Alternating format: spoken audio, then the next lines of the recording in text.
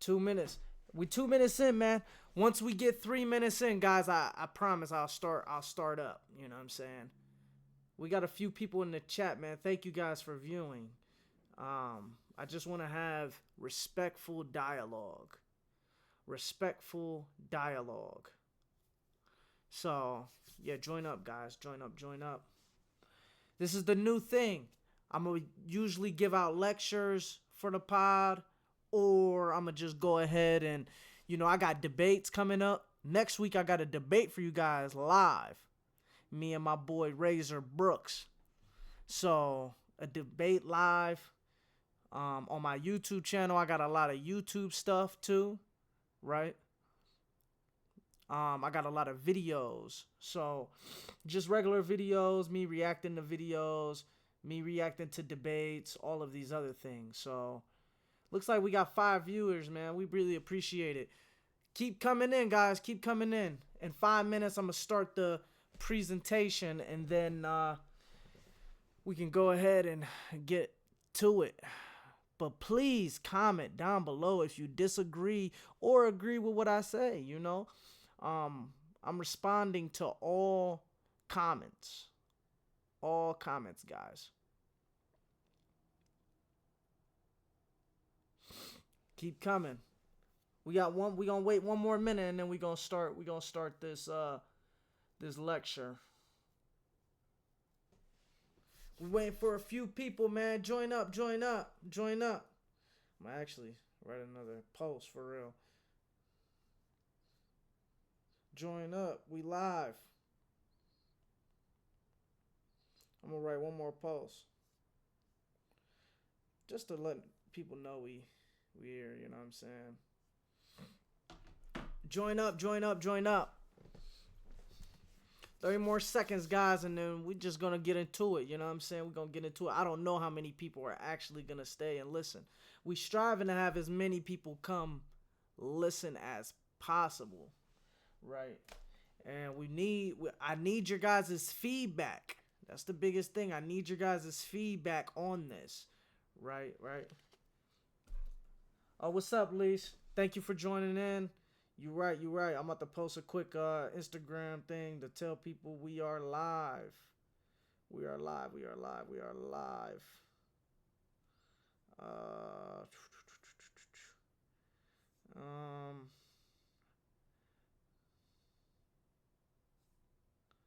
We are live. We are live. We are live on Facebook.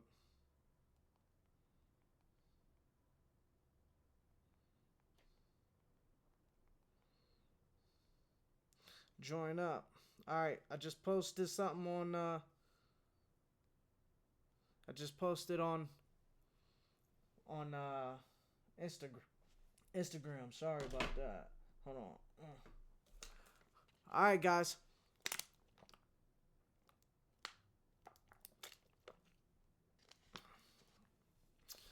Alright, guys. We about 5 minutes in. I'm going to just go ahead and start the lecture. And if anybody just comes in and then writes in the comments and stuff like that, that would be awesome. You know what I'm saying? That's our goal. You know what I'm saying? That's our goal. And like I said, guys, if you like what I'm saying or disagree with what I'm saying, please type it in the comments, or I will add you right after the lecture itself. Right after. Right. But I got to get through the whole presentation. But I will answer questions throughout the presentation. The only thing is I'm going to just add you guys after so we have conversation so it don't mess up the whole presentation. And I want to say this. Thank you to my sister Elise for helping me, create this lecture. She put it all in a structured, beautiful way for us. So, well, all right, guys. Let's go ahead and do this. So, social justice fallacies, right? This presentation is based off of Thomas Sowell. He's an economist. He lived in Harvard. He came from Harvard, and he's an American economist, right? So this presentation is about his works alone, guys. His works alone. So the reason why I am doing this presentation is simply because there are a lot of fallacies and so many straw mans out there, right? In terms of social justice, there's a problem in which what we are trying to accomplish nowadays, to the point where it's getting so radical, to the point where people can't even speak truth no more, right? People cannot even understand the differences between the left right dichotomy, like, you know what I'm saying, like, because there's too many false claims out there. And this is what this lecture is about, right? So to get into it, we got Thomas Sowell, right? Thomas Sowell is an American economist, social theorist, and senior fellow at the Stanford University's Hoover Institution. He was born in 1930 in North Carolina and raised in Harlem, New York City. He is known for his writings on economics, race, education, and political philosophy, and graduated from Harvard University in 1958, right? It is Black History Month, guys. This guy should be more known, right? This guy's books changed my life to the highest degrees. The highest degrees, right? So, we are now going to get into statistical disparities that are within the economy itself. One of the biggest problems that I see, guys, is that people think that every single difference in income is based off of race alone.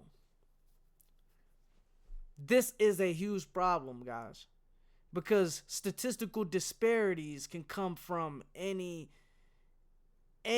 type of anywhere. Like, you know what I'm saying? It could come from differences in jobs, right? It could come from differences in strength, because why would you pay somebody the same in terms of strength if they're not strong enough to do the job? So some people can outcompete other people and get paid more. And this is some of the ideas that Tom Sowell is trying to get at, guys. Right? He's not saying that racism doesn't exist. He's just saying that statistical disparities do not always come from racism. There's a huge difference. So differences in income, in employment, and outcomes do not automatically imply discrimination. Sowell compares groups, ethnicities, genders, even birth orders with equal outcomes despite equal legal treatment, right? He said even birth order, guys. This is huge, you know what I'm saying? Like, a firstborn child is more likely to be successful than the rest of their siblings, right? Birth order can create statistical disparities. He warns that statistics are often misused to justify claims of discrimination. Many disparities can be explained by choices, circumstances, or other non-discriminatory factors.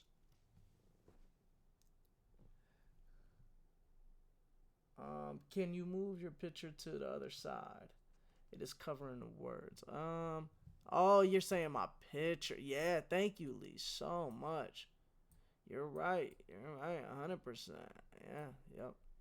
Thank you. That's what I needed, Lee. Thank you.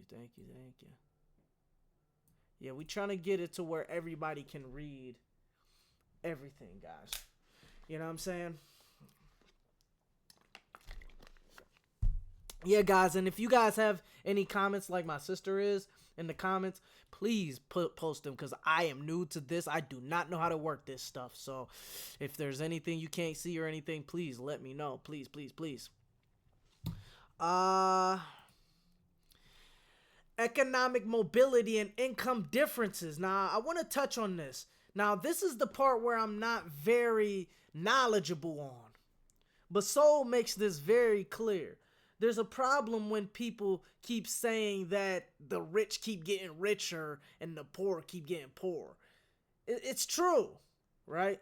But it's only true to a degree, because most people tend to move from income bracket to income bracket, right? If we, instead of breaking, classes into high class and middle class and lower class, if we divide these into quintiles, like that's dividing those into 5 pieces instead of 3 pieces, you can see that the people from the lower income bracket tends to rise up to other income brackets. For example, an 18-year-old, he's going to work at McDonald's, right? But by the time he's 40, this man is going to be working, he's going to be making way more money. Income bracket, he's jumping from lower income bracket to the higher income bracket. So the common claim, the rich keep getting richer and the poor keep getting poorer. Soul questions how accurate this is. Although income inequality has increased, economic mobility still exists. Because that's the problem. These people are comparing abstract income brackets when we need to be looking at the individual people, right? That's a huge problem, right? So 56% of Americans in the bottom 20% of earners in 1995 moved into a higher income bracket in 1991. You can see from 1975, guys, these people moved to higher income brackets by the time it was 1991. People was getting to the bag. Let's just say it like that. People was getting to the bag, you know what I'm saying? Hey, shout out my boy Meech Reacts, man. I love you, bro. Thank you so much for joining up, man. Hey, everybody go follow my boy Meech, man. He doing it big and putting on the city, man. Let's see. People often rise and fall economically over generations. Wealth is rarely permanent. So you can see that people that are rich, they tend to get poor a lot of the times, because it's so hard to get an opportunity to even own a business, but people don't talk about how hard it is to keep a business. People don't talk about that, bro. Most businesses fail within 10 years, bro. So those people are like moving from income bracket to income bracket, but the problem is people keep trying to like compare like the idea of like they looking at the rich. They're looking at an abstract bracket that's gonna stay the same, but they're not looking at the individual people moving from bracket to bracket. It's stupid, like, you know what I'm saying? Income disparities frequently reflect age. Income disparities frequently reflect age, experience, and personal choices, not just discrimination. Example, younger workers earn less due to less experience, not age bias, right? You know what I'm saying? I love you too, brother, man. Thank you for joining up, man. Thank you so much. I love you. Oh, yeah, Meech said it takes a lot of work to run a business. Yeah, my boy Meech out here running his own business, bro. He know how hard it is, bro. Because ain't doing it himself, bro. Like, y'all keep complaining about these rich people. You don't know nothing about the hard work it takes. My boy Meech know what I'm talking about. Like, group income differences often result from choices, culture, or history, not just systemic injustice. Example, Asian Americans often have higher average incomes despite experiencing discrimination, right? So the Asian Americans, they tend to place meritocracy over everything. You know what I'm saying? Skills, education. And that's why these people tend to be more successful on average. Racial disparities in education, right? So what about having to go out to different cities to get higher paying jobs?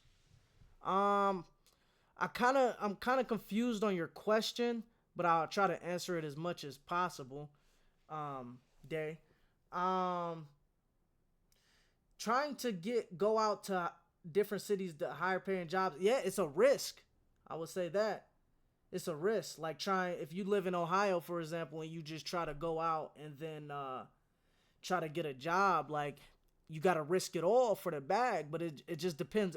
It's that trade off, right? It's that trade off of are you willing to do what it takes to get that higher paying job, right?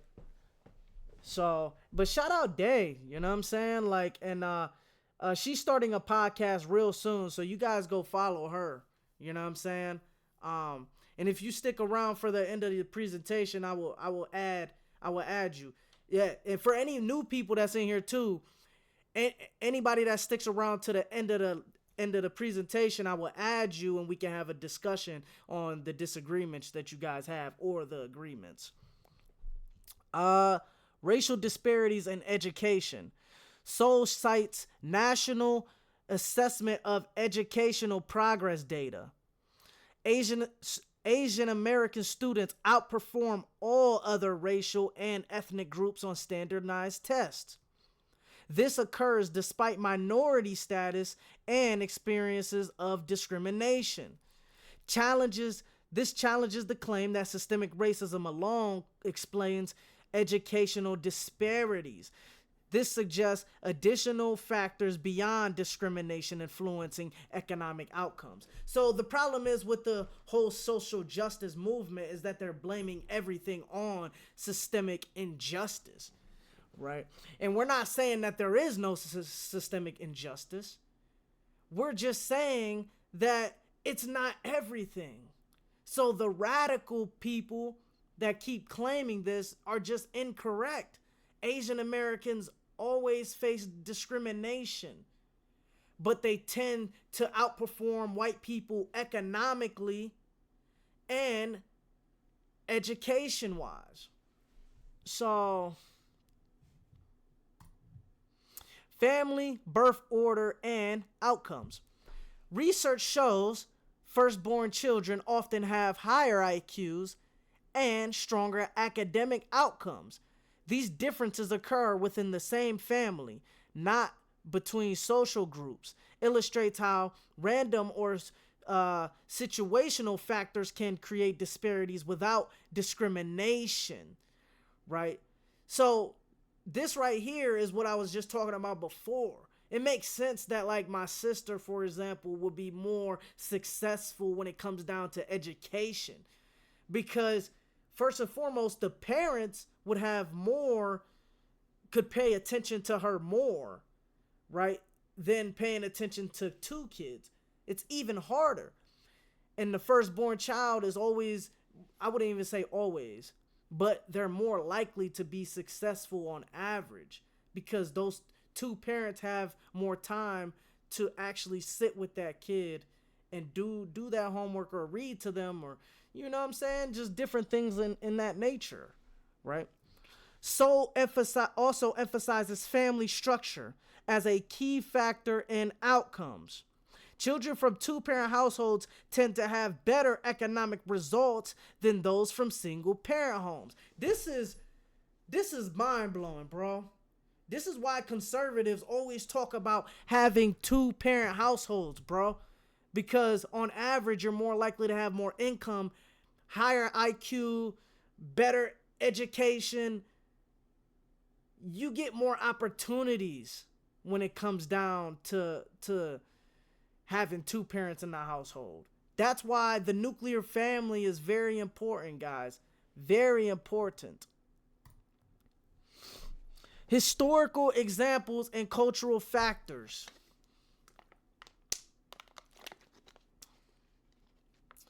Uh, Thomas Sowell cites groups that face severe discrimination yet achieved economic success. Examples include Chinese immigrants in Southeast Asia and Jews in Europe.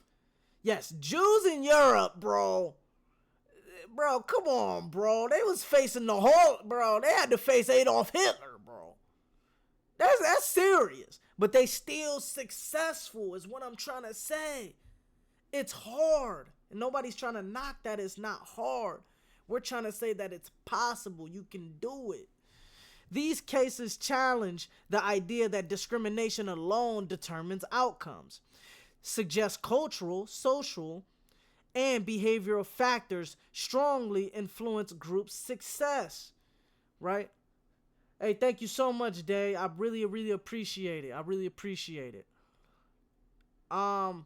Highlights the importance of factors beyond discrimination and economic disparities. I keep gotta say this because I feel like people are gonna take my words out of context. Nobody's saying that discrimination isn't bad or doesn't cause harm. We're saying that it does. We're just saying that it's not the only thing. And stop basing all of your arguments off of discrimination and racism alone. All right? There's other causes to differences.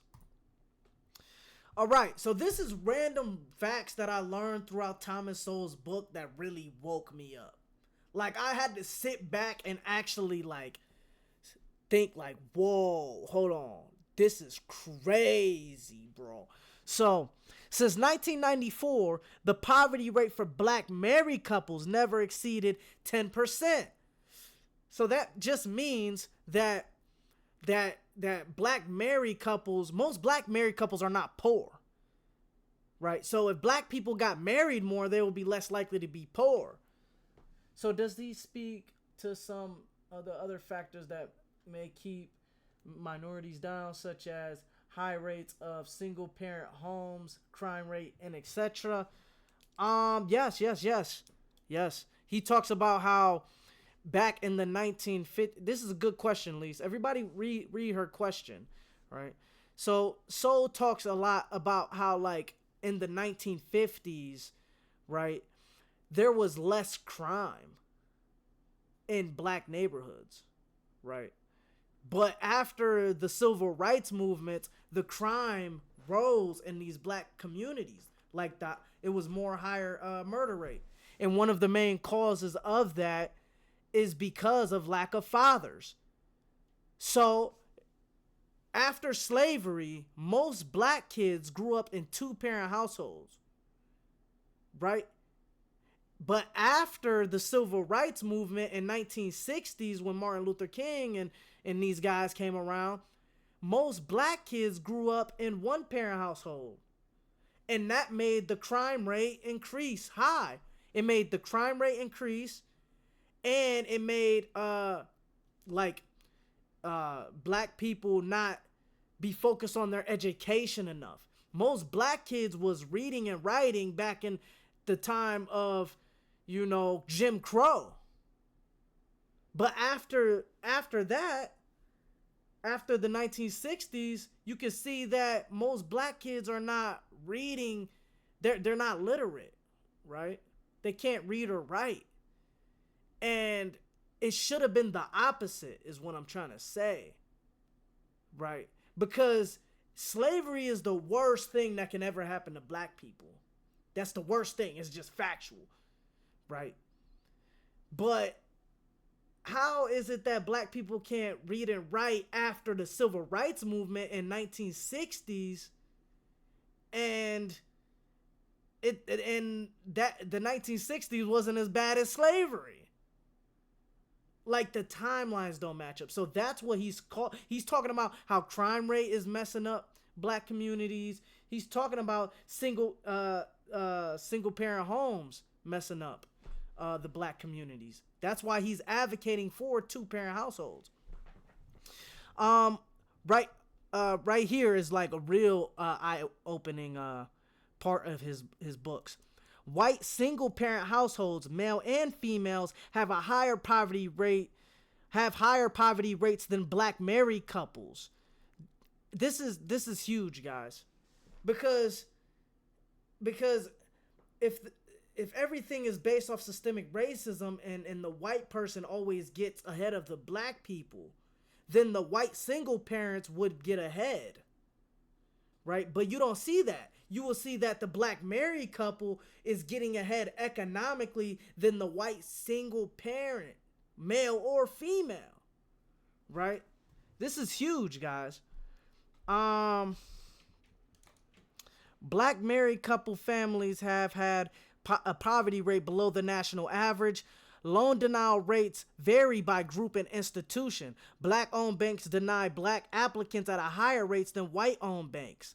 White applicants are denied loans more often than Asians applicants at white-owned banks. So this is very huge, guys, because there's a lot of statistics that are being thrown out where they'll be like, black people get denied loans more than white people. And it's true. And it's true. Black people do get denied for bank loans more than white people. But this is the problem. It's only half of the story. Because if you compare the average Asian person to the average white person, the Asian person gets he gets the loan more than the white person because it's based off of credit, not just race, right? And this statistic right here really woke me up, guys. From 1994, from the 1940s to the 1960s, the poverty rate for black Americans fell from 87% to 47%. And I throw this statistic out all of the time. The reason why I throw this statistic out is because even during the time when black people was like facing so much racism, right? These people, like the black people, were still climbing the charts. Why? Because they was more structured. They had a different culture back in the day. Now, at that time, of course, it was terrible. Jim Crow, all of these other things. It's horrible. But you can see that black people were rising. But now it's different because black people are more dependent on the government now more than ever. And that's the biggest problem. Because if you're dependent on the government, how are you going to rise economically? You need the government. And that's what Soul is talking about. Okay. All right, now these is just statistics on Asian people making more money on average than all other races. So not everything is due to discrimination, guys. In America, it's more mobile than other countries. America is still racist. There's always going to be racism. Always. We cannot stop racism. But in America, it's more mobile, right? It's less racist than other countries. Like, if you go to Africa, everything is completely colonized. It's completely colonized by Europeans and stuff like that, bro.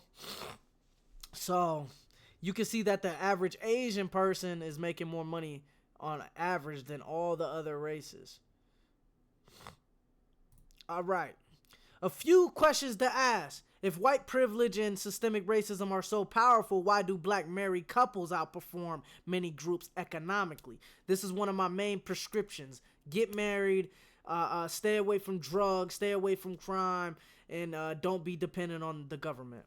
If white privilege dominates outcomes, how do Asian Americans consistently outperform whites in income and education? That's a good question. Like, why is Asian people, putting in that work and getting to the top? Why would a racist system allow some minority groups to outcompete the majority, such as Jews? Like, a lot of Jewish people outperform white people. Do certain behaviors and family structures, such as marriage and two-parent households, produce better outcomes regardless of race? Should disparities prompt us to examine incentives and choices, not just discrimination? So, now this is the last part of the presentation, guys. There's differences between men and women. there's a lot of claims out there that state that, you know, women get paid less than men on average, right? And it's true, but the difference is that it's not based off of discrimination. There's so many other factors in play of why women get paid less than men. And we're going to go through that right now. The gender wage gap myth. Seoul cites US Department of Labor data on wage differences. The commonly cited wage gap reflects different choices, not automatic discrimination. When controlling for key factors, the gap shrinks dramatically or disappears. So, for example, a lot of people will be like, oh, women get paid less than men on average. And it's like, okay, that's true, but what is your level of philosophical analysis, right? Men tend, if the man tends to have, you know, higher education, right, or more quality skills than the woman, then he will get paid more. But like we said right here, when controlling for key factors, the gap shrinks dramatically or disappears. There's a lot of women outperforming men because they are like going to college and stuff like that. So they're getting more money economically, right? But another reason why is because of job choices. Men tend to work STEM fields, science, technology, engineering, and math. And women pick healthcare jobs, right? Such as like nursing or healthcare and stuff like that. Those jobs tend to pay less. So this is one of the main reasons why women will get paid less on average than men, right? It's not due to discrimination.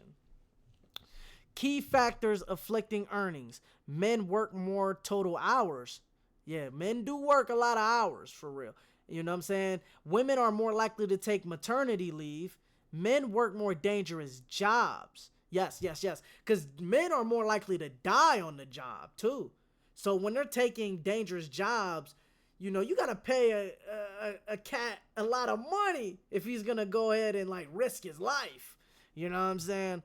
Men and women choose different career fields. Yeah, men and women choose different career fields, like I said. And this is more of, and this next one I'm about to talk about is like what Jordan Peterson was saying. He's a psychologist, so he did a psychological analysis on this, right? Women tend to be more agreeable, making wage negotiation less common. This is as true as possible. If you're non-agreeable, you're gonna fight for the higher wages. A lot of women tend to be agreeable and passive, and this is why they tend to not stand up and be like, hey, I need to get paid more and stuff like that. And that can cause differences in pay. You know what I'm saying? But it's not a gender thing, guys. It's more of like, if you're agreeable, you're just naturally gonna get paid less. All right. These differences can produce unequal outcomes without unequal treatment. That's as true as possible. Hey, shout out my boy Garnett, man. Thank you so much for hopping to the chat, man. Why not make it a federal law to pay? Why not make it federal law the same pay for the same work? Well, because people's skills are not the same, brother. Right? So it's like, if somebody, I believe there's always going to be a hierarchy, brother. You know what I'm saying? Like, if somebody is a better skilled worker than somebody, then that person should get more and paid more. Like, why would we pay LeBron James the same amount of money as a guy on the bench? You know what I'm saying? But it's a good question though, brother. You know what I'm saying? Like, he said no, same job, same job, same skills. What do you mean? Everybody's skills, I guess I don't understand that, because I believe like everybody's skills are different. And I think that's where just the miscommunication is. You know what I'm saying? But that's an awesome question though. If you can do the job, that's all that matters. Okay, I respect it. I respect your opinion, brother. Hey, if you stay around until the end of the presentation, I can add you on here and then we can have a conversation on it. Cause I'm loving your insight, bro. Like we need your insight on this. You know what I'm saying? Um, more examples on the gender wage gap. In Silicon Valley, women earn about 30% of engineering degrees, while men earn under 20% of education degrees. Right, and this can cause this can completely cause differences. You know what I'm saying? Because if women are choosing jobs that are different than men, then that's gonna naturally cause disparities, guys. Completely. Um, in the Scandinavian countries, among the most egalitarian societies, women cluster in nursing and education. So it's not just our culture that women go to nursing and education. You know, it's even in the Scandinavian countries as well, guys. Men dominate STEM fields, which tend to pay more. Men make up about 54% of the labor force, but account for 92% of the job related deaths.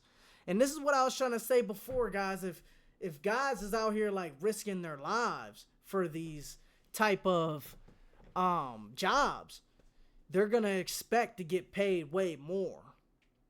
You know what I'm saying? Higher pay often correlates with risk, hours, and job type.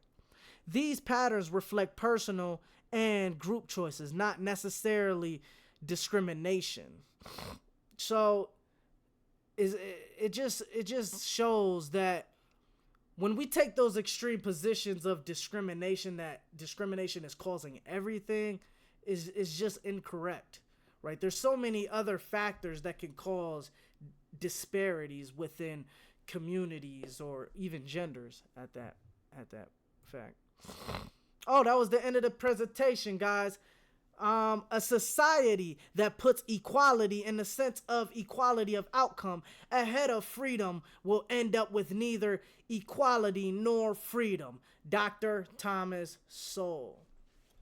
Wow. I love Tom Sowell, guys. Hey, guys, thank you so much for the presentation. And I'm reading all your guys' stuff, and it's awesome. You know what I'm saying? If we have anybody in the chat, please let me know, because I would love to try to add you guys.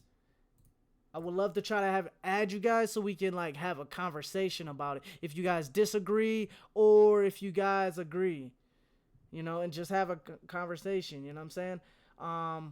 I do want to ask anybody, do you guys know how to add you guys? Because we can debate it out, have a friendly debate, or just have a friendly conversation. It doesn't necessarily have to be like that. Oh, thank you so much, Lise. I appreciate it so much. Thank you to Garnett. Hey, Garnett, bro. I will add you, bro, if you're comfortable with it, bro, and then you can give your opinions and stuff like that. That'll be freaking awesome. I don't know how to add, guys. Garnett, hey, we got somebody. We got Garnett ready to be added. How do I add you, bro? Like, I really don't know. Because I know how to add people, like, and I'm on my PC, so I don't know how to add. Hide, pin. How do I add? Somebody comment down below. Lise, I'm about to call you, bro. How do I add people? I want to add him. Join up, guys. We adding people so we can debate this live. How do I add Garnett? What? How do I add him? Report, pin, comment. How do I add my bro? Lise, how do I add people?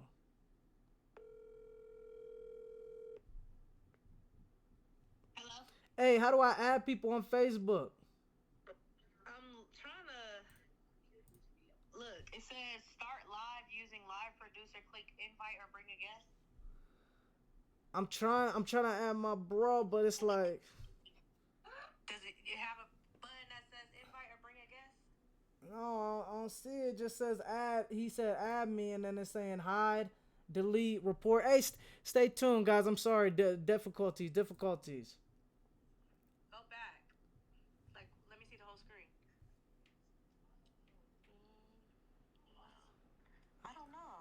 Oh my God, When no. viewers join, tap the. Do you see a little person icon? I see his icon, yeah. No, not his icon. It says a person icon or invite button. Invite. I don't see no invite. Oh man. Stay tuned, guys. I'm trying to figure out how to add people. I'm trying to add. Hold on. Let me call Meech. All right. Yeah. I'm gonna call Meech, guys. I'm gonna call Meech. We need Meech. He's the tech guy. I'm gonna call Meech. Hey, stay tuned, Garnet. Hey, anybody that join up, please tell me how to add people. I'm trying to add somebody to this call, bro. Meech. I'm about to call Meech, see if he know how to add people, so we can discuss this. Where's Meech?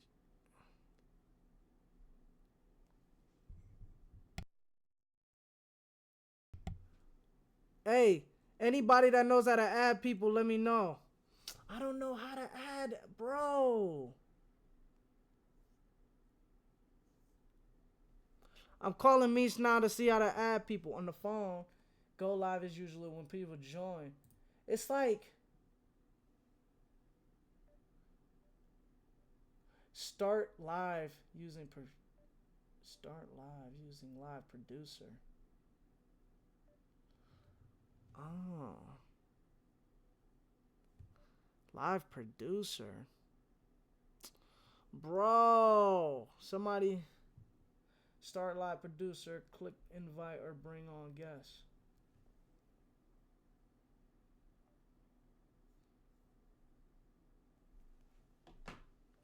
Nah, this is crazy that I can't even start live using live producer. Oh, so I gotta like.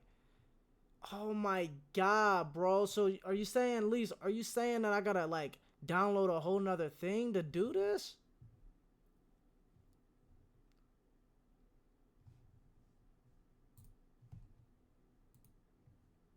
Are you serious? Live.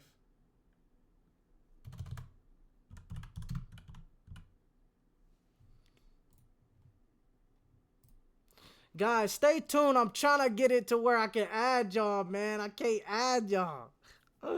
Oh my God, bro. Oh my God, bro. I want to add you, Garnet. I just don't know how, bro. Like, I thought it was like the phone, gang. I thought it was like the phone. I'm going to call my sister back, though. I mean, we could just always do. What? Do I got to download this whole thing just to get it going? I don't know. That's just what chat said. Oh my God, bro. I mean, because we can always do like Zoom calls and stuff, but it's like, I thought I was able to just straight up add people, gang. I think you are, but I don't know. It says using live producer. Yeah, you might have to have a whole separate app.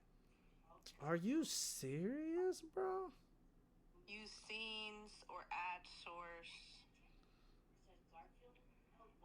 I don't know Facebook. So does Facebook? Anybody know how to get add people, guys? Does anybody know? I'm on my phone now. Maybe I could have just. Am I able to just switch it to the phone? The first pod is a little chaotic. Yeah, the first pod a little chaotic, guys. I'm trying to. I don't know how to do this. I thought I was gonna be able to straight up add people. Oh man, my bro was waiting too. I had one person to do it too. Oh my God. Oh my God. Oh my God. Why couldn't I just add people straight to the stream, dog? Good. Try doing it on your phone. Yeah, I'm on my phone right now. Now click on your live. Yeah, I'm on my live. Now go to the person. Tap the invite button. There is no invite button. We'll have to test that out a different time. I don't know. Wow. Okay, Garnet, let me ask you this question, bro. Are you willing to get on Discord or Zoom if I set it up? Because it looked like we got technical difficulties right now of adding people. I thought I could just straight up add you guys. Are you willing to do Zoom or Discord? I will send you the link. and everybody can see. Oh, he said yeah. So we about to just get it in with Garnett. You know what I'm saying? I'm gonna set up a Zoom link. Should be enough, man. And I'm gonna try to see. You can still live stream a Zoom. Yeah, because I mean, yeah, because everybody will be able to still. I'm pretty sure everybody will still see exactly what we talking about. Like, look at my screen. Look, go ahead and look. Oh, you might not be able to see me, yo.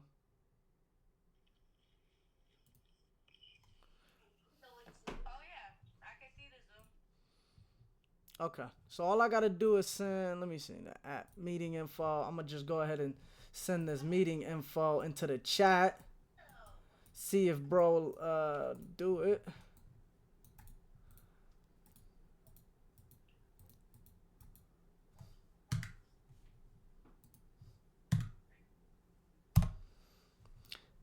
Garnett, see if you can go ahead and join up on that, bro. Anybody can join up on this actually if they y'all want to. Technical difficulties for the first stream, guys. I ain't know how to do this. And I'll try to admit you in. I'll try to admit you in.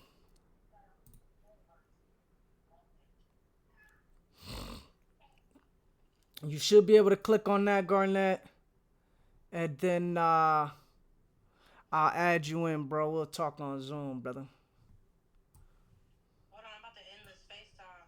Yeah, go ahead.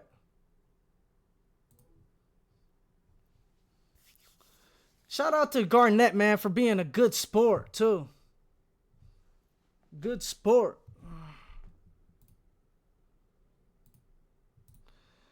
First stream with a sweaty guy like my boy Garnett, cause I know he's smart. He's a smart guy, so it's about to be tough, tough, tough.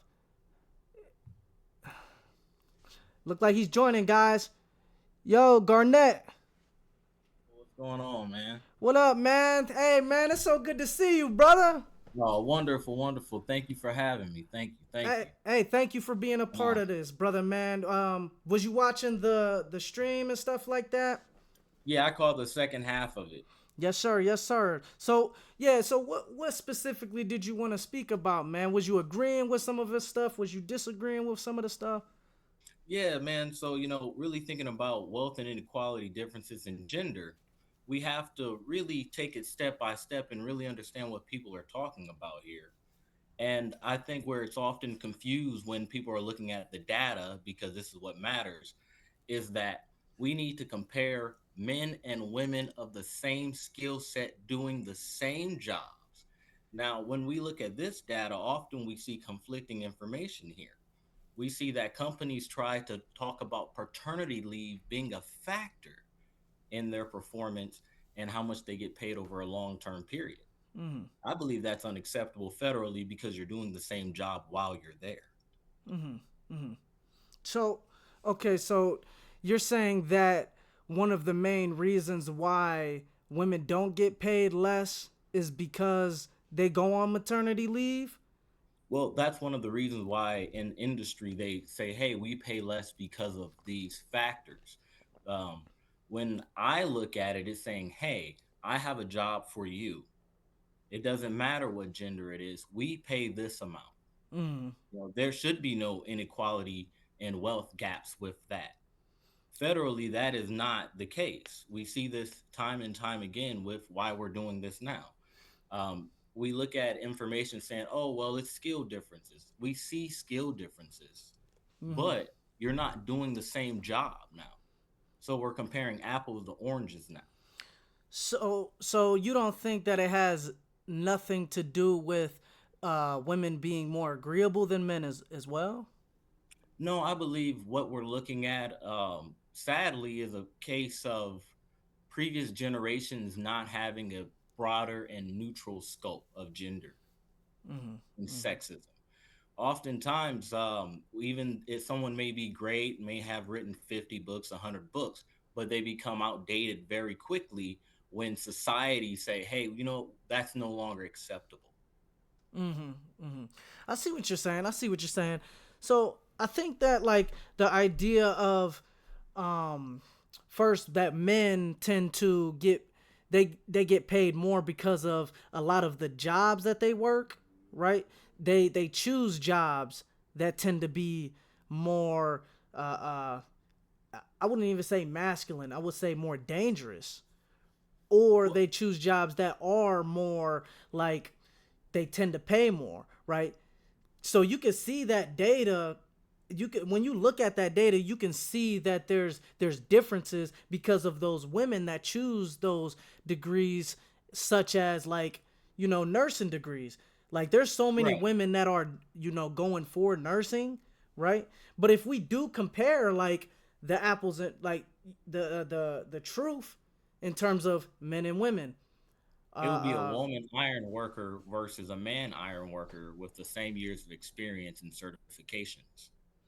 and they get paid less. You're saying Yes. why? Why? Why would you say? That's why, I believe it should be federally illegal for these practices, but they're not. Right, right. So a lot of the times, like if you the data that I looked at, a lot of the Mhm. times the women would get paid more than the men, though, is what I'm saying. Well, so something we have to look at with a lot of the data is how many hours are they working um, relatively to the amount of experience they have in each career field. Oftentimes, women spend more hours at work for the same pay. That's really kind of crazy when you think about it because that means it's not the same pay. You're making less per hour. Yeah, but don't you think that one of the main reasons why is because men work more hours than women? Yeah, it goes kind of back to career fields. They say men work more hours, but then we go by specific career fields, and those are what we have to compare individually. We look at accountants and attorneys. It's not uncommon for men and women to start off their week with 65, 70 hours, Oh yeah, you know. for sure. But I do think that men definitely work more hours on average than women for sure. Because you can see it within the data. Like we literally got data that shows that men tend to work like 60 hours a week, and then women want that time off, right? And a lot of the things when it comes to work and how many hours someone work is largely cultural.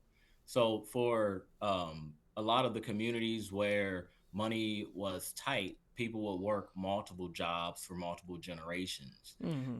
Where it was more lax and more comfortable, they would only work one. Something we do have to really look at is understand the role of women in the or excuse me the role women have played in the workforce over the last Mm-hmm. literal 100 years, from just a little over 100 years right now, from them getting their rights, Mm-hmm. the right to vote, the need for them to join the war effort. That's the reason why they got the right to work. Women Mm-hmm. were not respected even into the 80s. Oh yeah, yeah. But that's for men too. You know what I'm saying? Like most men, as well.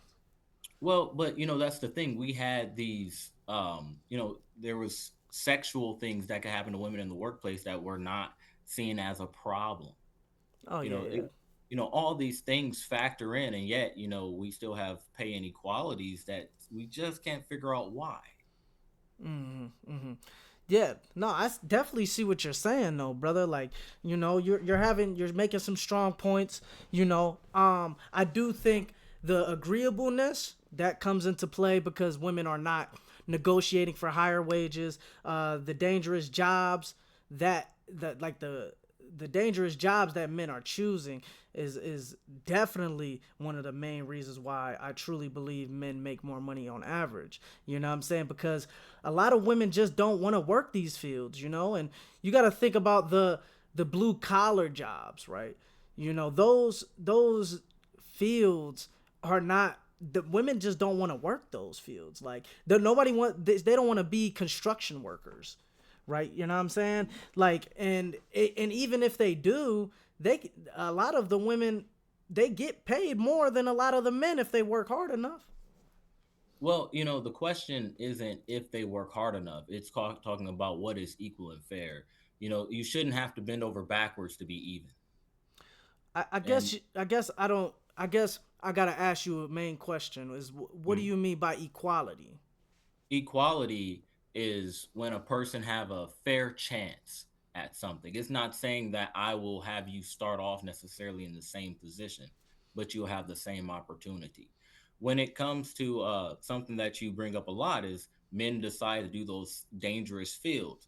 That's talking about how many, or the total amount of money for a gender generated.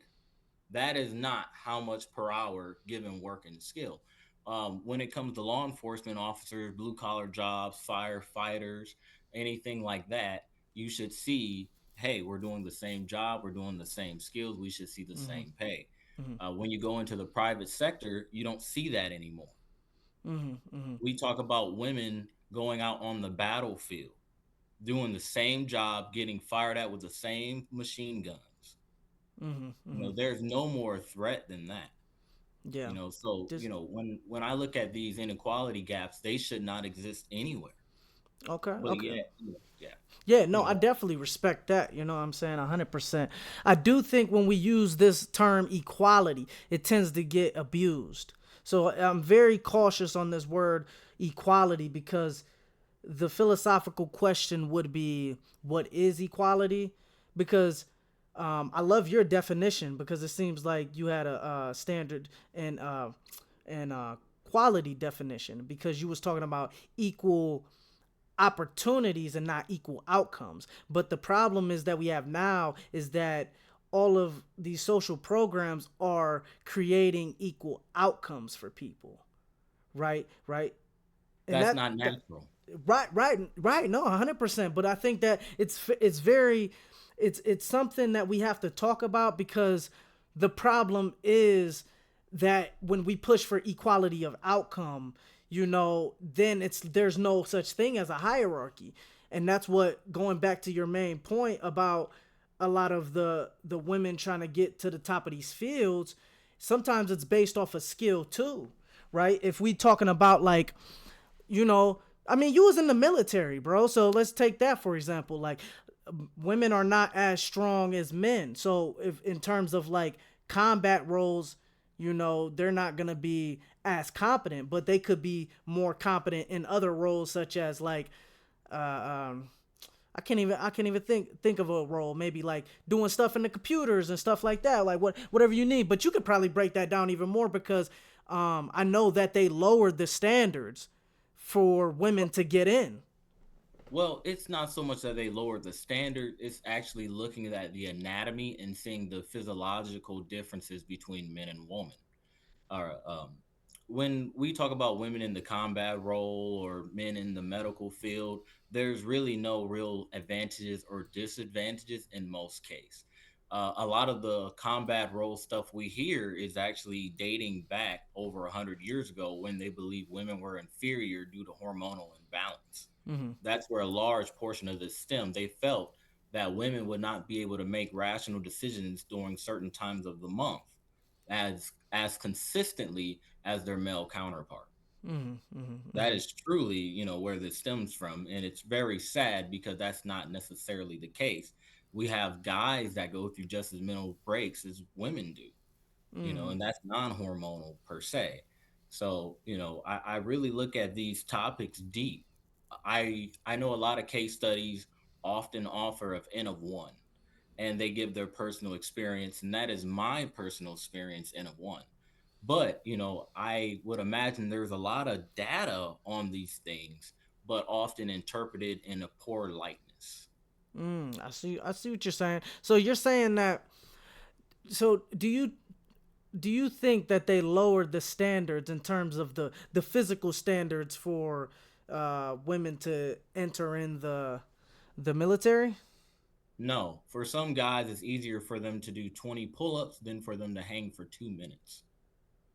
Yeah, but don't. I'm pretty sure we can fact check this. Somebody fact check me in the comments, but I'm pretty sure they literally lowered the standards of like First, it might have been like 60 push-ups, and then they lowered it to 40 so women could get in. I think that's.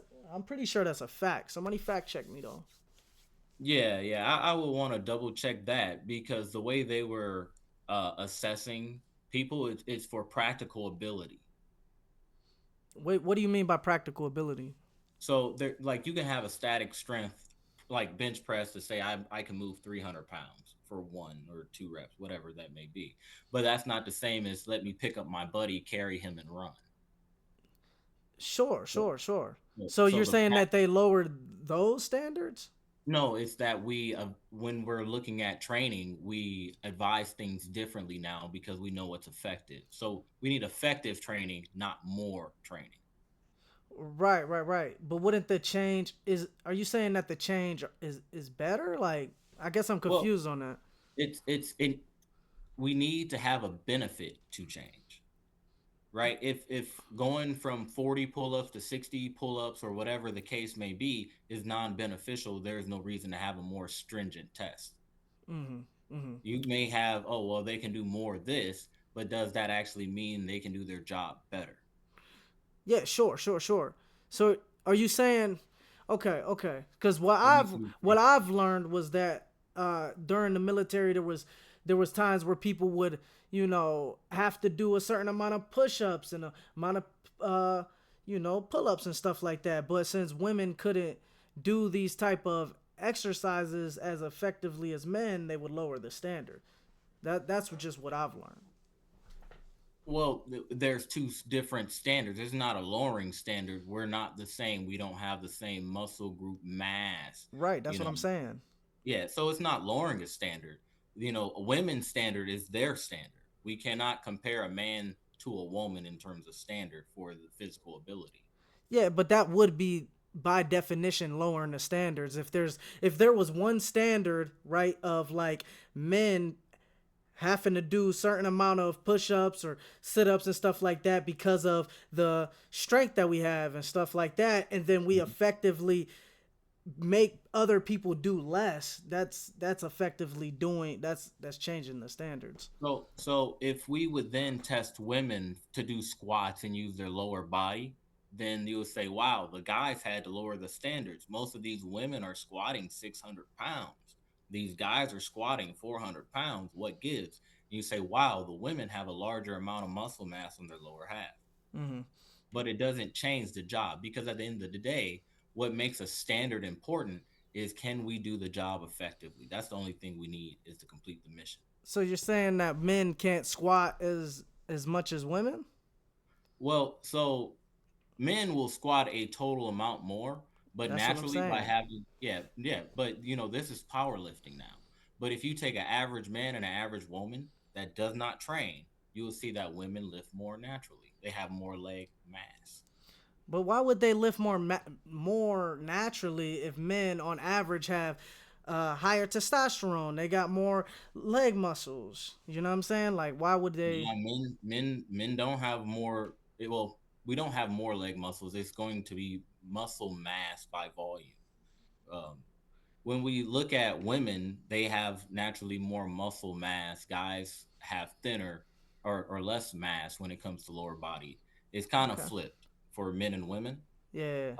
But for men, we get a lot of our free floating testosterone from doing lower body exercises, and that lower body exercise allow muscle hypertrophy throughout the entire body. When we Mhm. see women do the same thing, they have the same response. But then you notice, wow, this woman's lower body grew a lot faster than any men's lower body. But Mhm. those are genetic differences. But that's why I say we didn't lower a standard. We must understand we are not the same. Yeah, yeah. We're not the same. We're trying to make it like we're the same. We're not. Right, right, right. Yeah, yeah. That's the I feel you 100% on that, man. You know what I'm saying? Yeah. What other part of the lecture did you uh see? Because maybe we could talk about that since I think we already got into the women and men debate for about like 10, 15 minutes. Um, I really caught maybe like the last 2 or 3 slides. Yeah. Hmm. Okay, okay. Oh, so you only saw the women and men part. Right. Okay, so the rest of it was basically about how like disparities between races are not always due to discrimination, right? As we see Mhm. like Asian Americans, they tend to outperform white people on average, and the idea is to debunk the myth that everything is due to systemic injustice. No, everything is not due to systemic injustice. A large portion of that is due to morality. When you look at Asian culture historically, for the last 2,000 plus years, it's been largely about honoring the family and Mm-hmm. doing the best for the next generation to come. That's not shared by all cultures. Mm-hmm. When we look at America and American culture, it's all about the I and individual. Mm-hmm. Generational wealth isn't something that's generally taught in most for most Americans because it wasn't known by most Americans, especially when you talk about generational knowledge being passed. Mm-hmm. Even if you gave $1 million through a life insurance policy, which might be your best bang for your buck, if the next generation is unaware what to do with this, how to make it last, then it's almost in vain. Right. So you're But saying it's mainly cultural differences. yes, that's exactly what it is. America is the melting pot. We also see this with divorce rates. All Mm. these things stem pretty evenly across the board culturally. Mm. Oftentimes we say, hey, America, we're the best country in the world. That's just one opinion.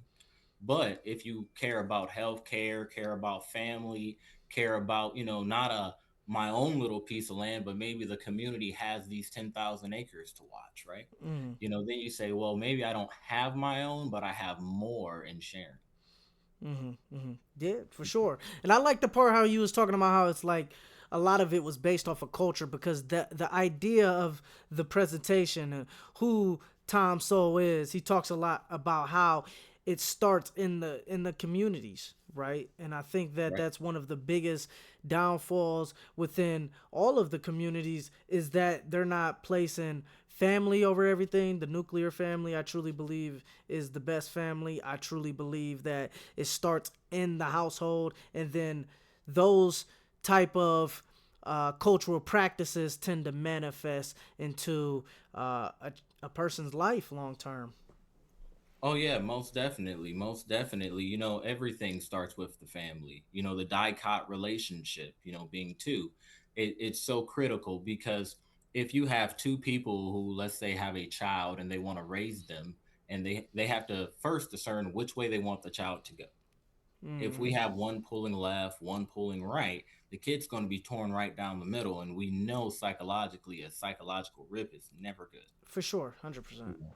100%. So, these are, significant things. Now, there are other factors that often aren't really talked about here in America, sadly, which I believe are a large part to the criminal injustice and why we have so much or so such a heavy population in the correctional institutions is we often forget that black and white people were both enslaved along with Native Americans and Chinese people Well, throughout thank you for multiple. saying that. I gotta give applause because most people don't know this stuff, guys.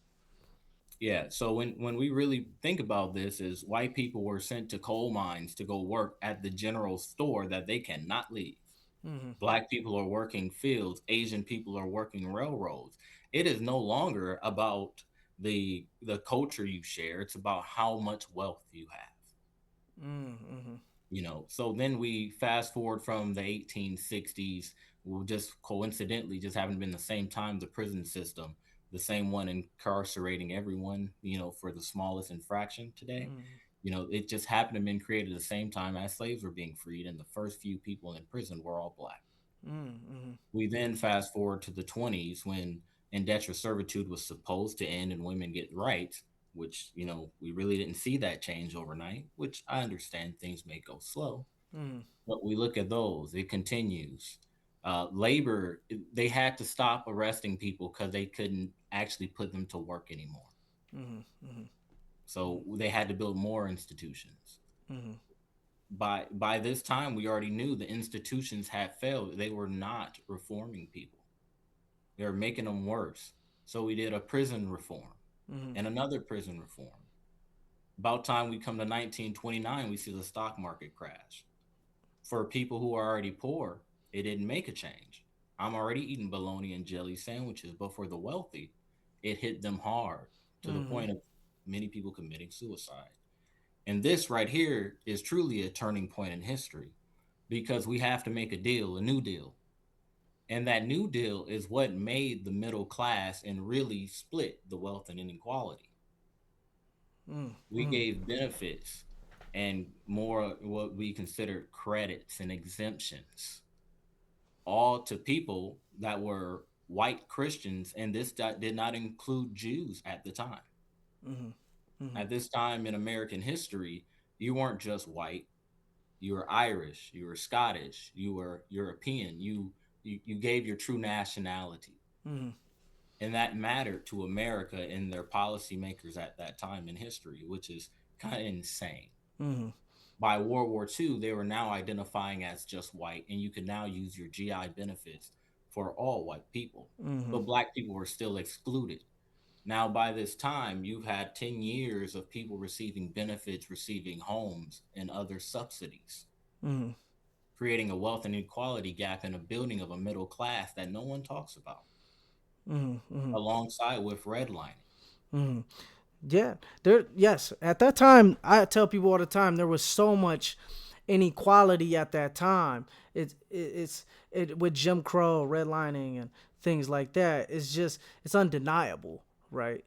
And I think that like that can cause some psychological harm within the community itself. You know, um, but I will say this though, when it comes down to the growth within the black community, this was my main claim within this lecture. When we're talking about the black community from the 1950s compared to the black community now, it still doesn't make sense to me why the black community is worse off now. And that is my claim, is that if slavery ended, right, Mm-hmm. in 1860s, right, and you can see the growth within these communities all the way up to the 1960s. Like in my presentation, I talked about how Tom Sowell states the black community, the economic rate went from 87% to 47%. So you Yeah. can you can see that the black people are climbing, climbing, climbing. Then after the civil rights era, Yes. right, the black people are more dependent on the government more than ever. And I think this is the hugest problem because it doesn't make sense that you guys have more wealth because it's redistribution is being generated into the communities, but you guys are having a higher crime rate, less education, and more STDs. So Yeah. that's my problem. Is like now we have more opportunity, more now than ever, but people keep bringing up this whole slavery stuff. It doesn't make sense. Well, so we now know something what we call epigenetics, and that's this it ties into the long-lasting effects of slavery. Whenever somebody experience a traumatic event, it actually alters their genes, Yeah, right? yeah, epigenetics. I agree with that. Right. And what happens is you now can affect people to where they have hypertension predisposition from things like this. So there's a health aspect as well as a mental aspect because whenever you strip someone's entirety away, generations of possibly thousands of years of history, of oral history from someone, that is all your moral beliefs. You're now trying to fulfill it with Christianity or some other beliefs, but that's not quite the same because they didn't know all of Christianity. They got a piece here, what they were told, a piece there. These were big problems when it comes to um, post Civil War, or not, excuse me, post 1960s civil rights. There was two things that really shook America to its foundation, and that was the war against drugs, which got a lot of black men out of the home, which was huge. And secondly, we had Reaganomics that gave companies um, tax write-offs and benefit subsidies to to move their locations. You Mm-hmm. know, a lot majority of companies, even for the city of Akron, decided to leave the country, and they got paid to do so. So the same benefits the American citizens paid, they lost everything on. Mm-hmm. Mm-hmm. I would actually say feminism is another cause of the downfall in our communities as well. I think that the more that women get more independent, the more that they don't need a man no more. So that's what kept them out of the households. Well, yeah, well, see, some people would say stand in your lane or knowing your role and what that is, but I think it's really understanding what it means to have teamwork in a home. If I can do this for a while and maybe I get tired and you can take over and do it for a while, that's the best way. Oftentimes, we look at historically, a man would take care of his wife and she would stay at home. Think the dynamic of the home has changed so much we cannot compare to yesterday, only to what we need to do for tomorrow. Hmm. Hmm. Yeah, for sure. I wouldn't sit there and say that it's like, oh yeah, men's just got to be the main leader in the household and stuff like that. I'm not really that type of guy. I think that what happened is like if you really I hate truly to interrupt. knew. Let me run and grab my laptop charger. Oh, you good, bro? I'm actually about to go pee anyways, real quick, bro, and then we can get back to it. You know what I'm saying? If that's cool. All right. Bet. All right.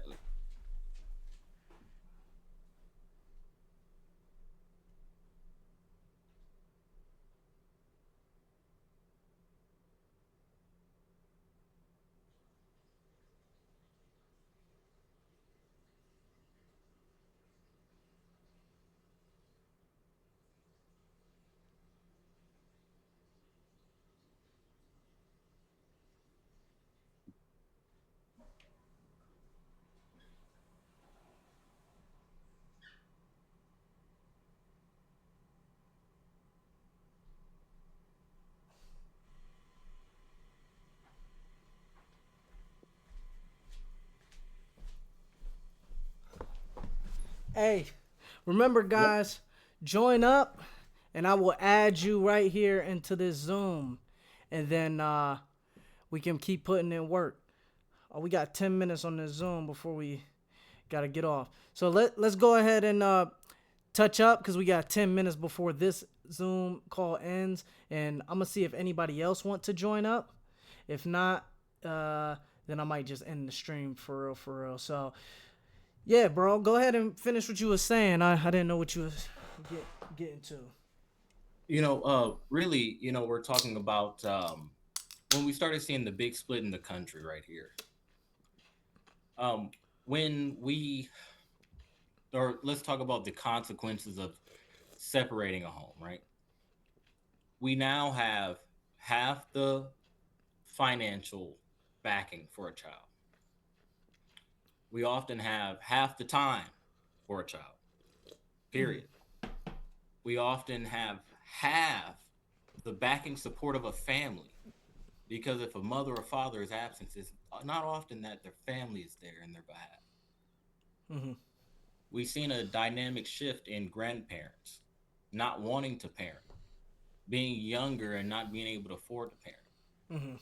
First time home ownership is currently age 40. Mm-hmm. People are having kids as teenagers all the time, early Mm-hmm. 20s. Yeah. But now you have to wait. Your kids will be grown before you own a home.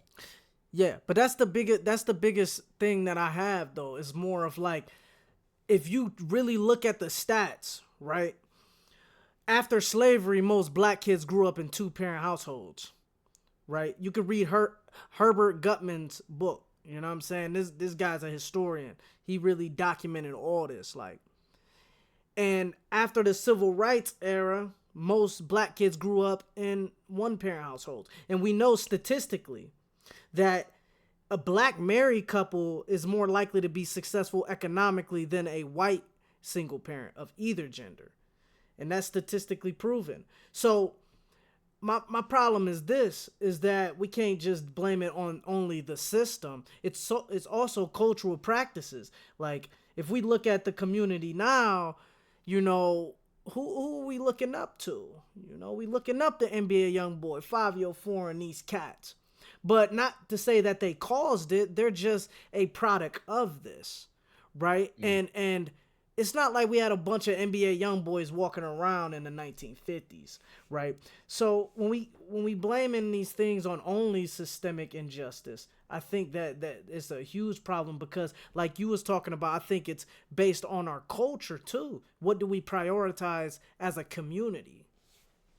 Yeah. So, going back to this is talking about education in the 1920s and the changes that we were having with that New Deal in education. We just got out of the greatest war ever, World War One, where millions of people lost their lives and were displaced.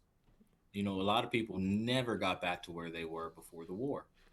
At this point, the government and our education system said, hey, we need to figure out if we want to A, make people more virtuous and understanding, or B, make better workers.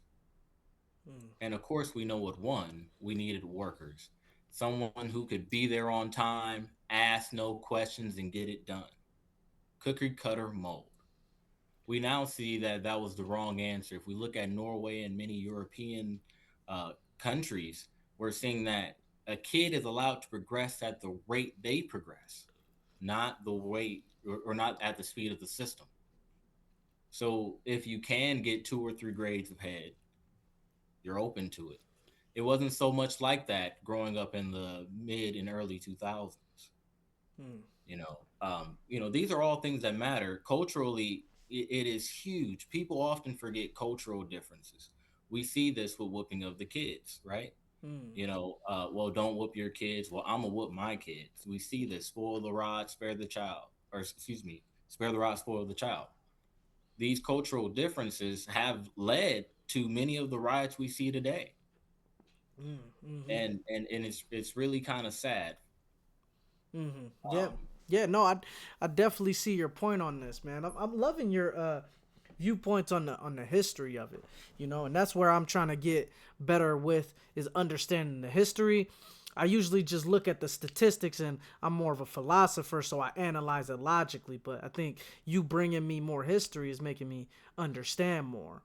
Um, the one thing that I don't understand is that when people claim, because I'm keep going back to the lecture itself, is when people claim that it's systemic racism today when there's Asian people that make more than the average white man. Like uh, on average, an average Asian man makes more money than the average white man, and that's I'm addressing all of the extreme radicals.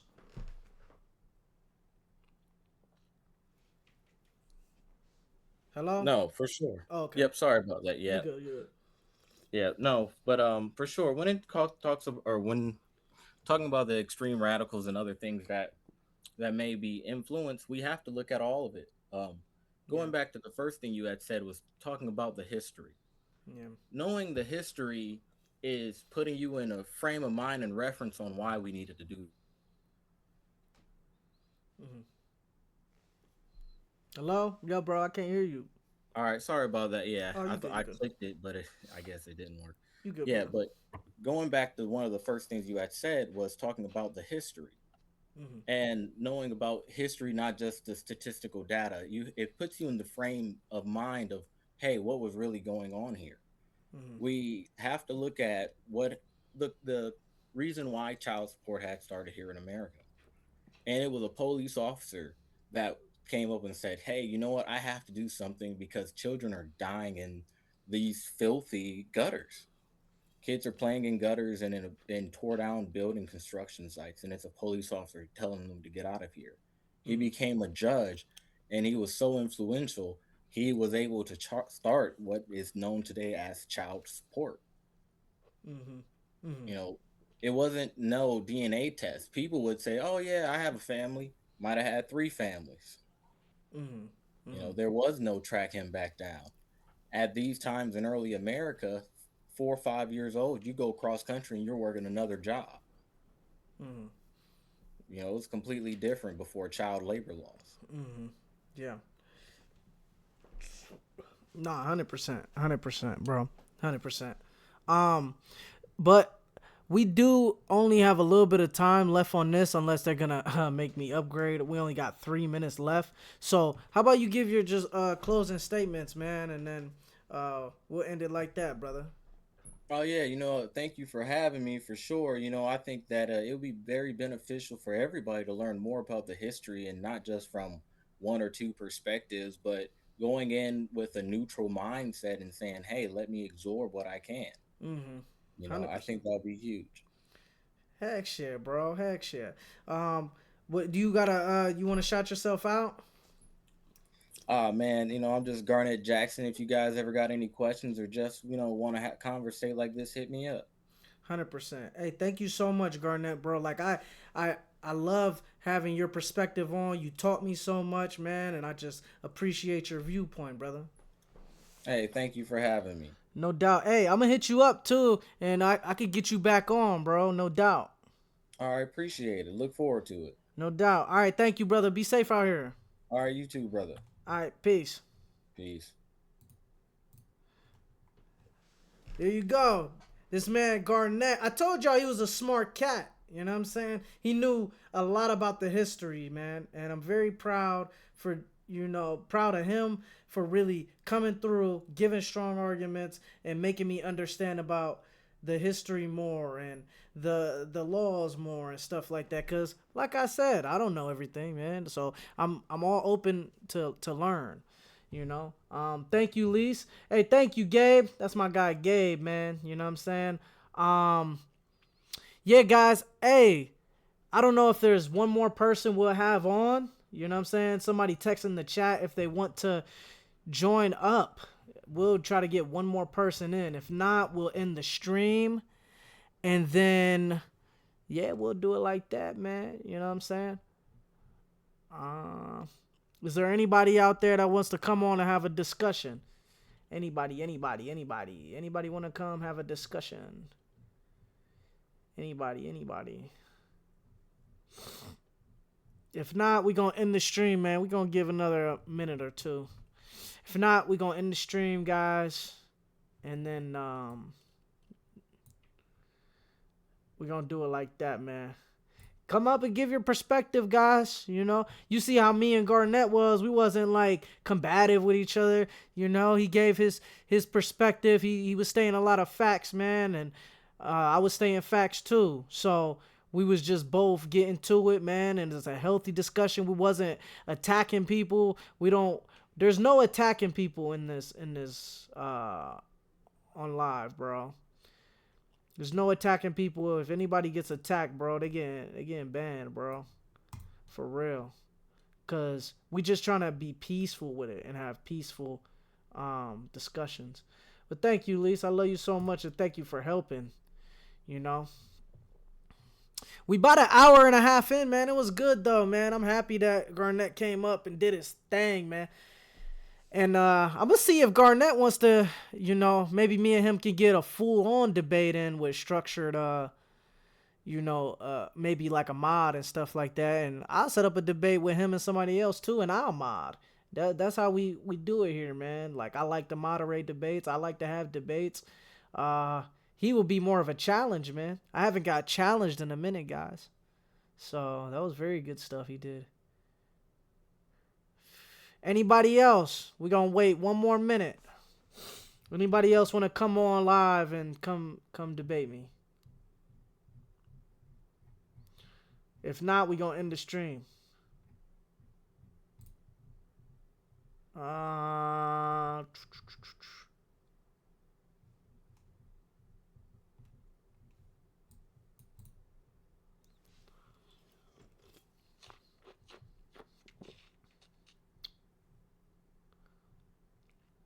Anybody else? Anybody else want to come on? I'll set up a Zoom. I'll set up another Zoom. And we'll get it going if anybody wants to have a discussion. If not, then I'm ending the stream, guys. I mean, we got a good discussion already, so I'm fine with ending the stream, guys. We're going to wait one more minute. Anybody else? And trust me, guys, I'm not gonna attack you guys if you guys come up. I'm just gonna have a conversation. It was a genuine conversation that me and Garnett had. Like, it was genuine. We didn't attack nobody. We didn't call each other stupid. Like, that's not what we do here, bro. That's not cool. We want a genuine, respectful debate. Hey, my boy Joe.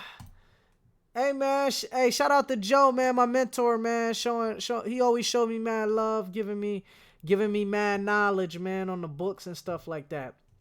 Joe, we just finished the lecture, the Tom Sowell lecture. He knows about Tom Sowell, and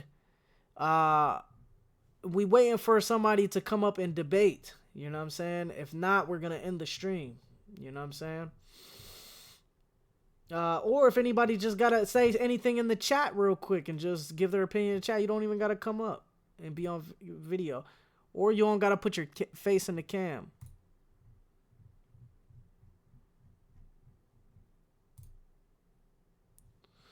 Oh, thank you, thanks, Joe. Hey, if anybody want knowledge, man, you gotta get at my boy, man. He put me on to so many books, man. So many books.